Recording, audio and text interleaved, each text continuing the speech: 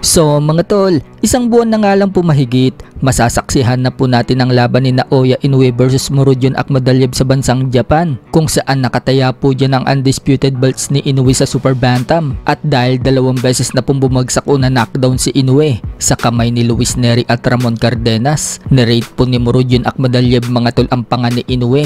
Sa isang question and answer nga po kay Akhmadaliev, sa rate na out of 10, binigyan lang po ni Akhmadaliev na mababang rate ang panga ni Inoue. Maging ang ibang tanong, wala pong nakuwang rate 10 itong si Inoue kay Akhmadaliev. Yung offense ni Inoue, 7 lang ang binigay na rate ni Akhmadaliev. Yung defense, 6, ring IQ, 7, power, 7, footwork, 8, at noong tanongin ng chin, 4-5 lang ang binigay ni Akhmadaliev. Sa heart, 6 lang ang binigay ni Akhmadaliev.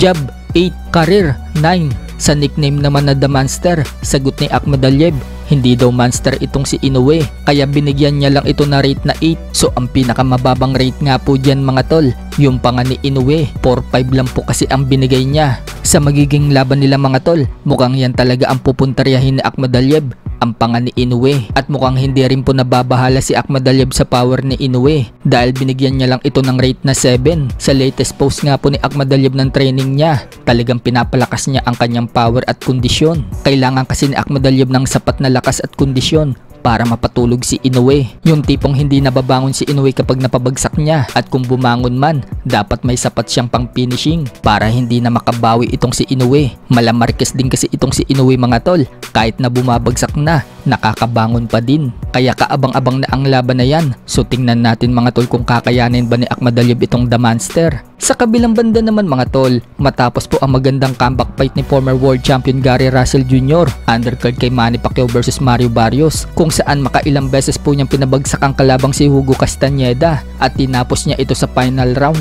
So hinamon nga po ni Russell mga tol si Lamont Roach Jr. Tila natatakot nga daw sa kanya itong si Lamont Roach Jr. Ayaw daw kasi siyang labanan at parang nawawala daw itong si Lamont Roach Jr. Nagpaskil pa nga po itong si Russell mga tol ng picture ni Lamont at nakasulat mga tol na missing. Kung sino daw ang makakakita kay Lamont Roach Jr., kontakin lang daw siya o kaya daw kontakin ang promoter niya. May sagot naman po si Lamont Roach Jr. kay Russell, para daw itong naguhumaling na ex. Hindi daw siya mahirap hanapin, nandiyan lang daw siya sa paligid. So magandang bakbakan nga po yan mga tol kung matuloy, lalo pat hindi na natuloy ang laban ni Lamont Roach Jr. dito kay Tank Davis, kaya magandang option para kay Lamont Roach Jr. itong si Russell. Parehas din silang nasa PBC at sa lightweight division na lumalaban itong si Gary Russell Jr. Sa iba pang balita mga tol, nagbigay po ng update ang isa sa team ni Casimero tungkol sa 3-fight contract ni Casimero. Sinabi nga po dyan na posible daw ipagtapat ng Kameda Promotion ang laban ng Casimero versus Luis Nery nang walang titulo. At sa pangatlong laban ni Casimero sa Kameda Promotion,